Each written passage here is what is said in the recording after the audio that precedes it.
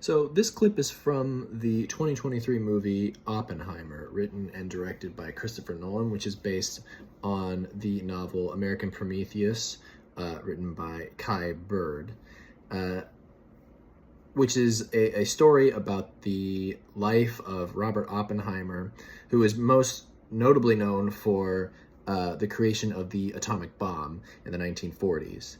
The main thought about this scene, which is a discussion between, it's the final scene of the movie where Oppenheimer is talking to Albert Einstein about the conversation that they had about the possibility of destroying the world through igniting the atmosphere with the creation of the bomb, because the chain reaction would never stop, and therefore it would ignite the atmosphere and destroy the world.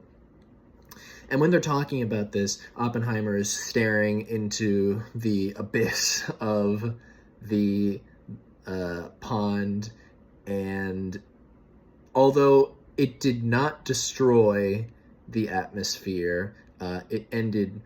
The scene ends with Oppenheimer saying, "I believe that we did destroy the world." And what he's saying by that is he's talking about how he opened up the quote-unquote nuclear genie out of the bottle with the introduction of the use of atomic bombs in war and in practical use.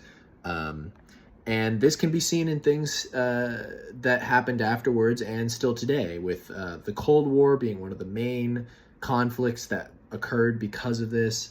And also there are still countries today that have the threat of nuclear warfare.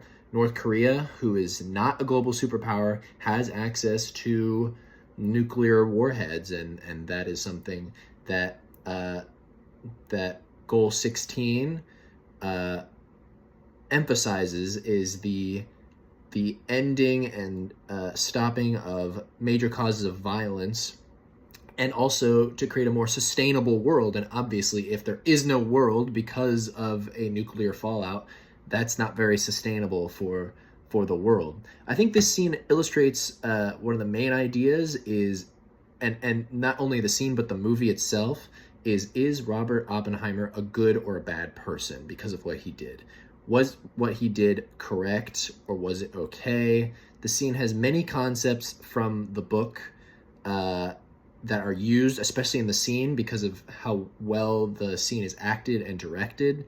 But of the main ideas that I think is seen most prominently in the scene is the idea of self-fulfilling prophecy, which in chapter 3 of the textbook on page 77 is described as: a self-fulfilling prophecy is a situation in which a prediction leads people to act and communicate in ways that make the prediction come true.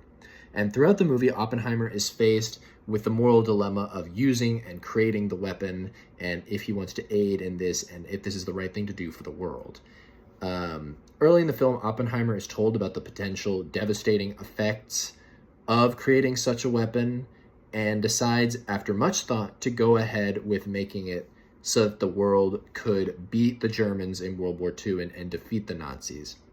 However, they continue to make and eventually use the bomb in Japan after the war in Europe is already over, unleashing hell on earth for many, many civilians and people living in Japan, of those cities of Hiroshima and Nagasaki that were dropped on. Oppenheimer's thoughts and prediction about creating the bomb destroying the world doesn't come true in reality, but more in the practice of the future of the world that has become much more dangerous and violent because of the invention of the atomic bomb. The other thing that was used was the idea of self-monitoring. On page 76 of the textbook is defined as an awareness of how you look and sound, and how your behavior is affecting those around you. Oppenheimer was seen as a leader in the scientific community and became one of the faces of America and the world. And he often had the responsibility and the weight of the world on his shoulders with the decision to lead the Manhattan Project and create the atomic bomb. In his conversation with Einstein in the scene, you see his look of regret and terror as to what he has done throughout the movie, and you see Oppenheimer attempt to use self-monitoring to uphold his ideas and face of the scientific community in America and the image of himself and his country.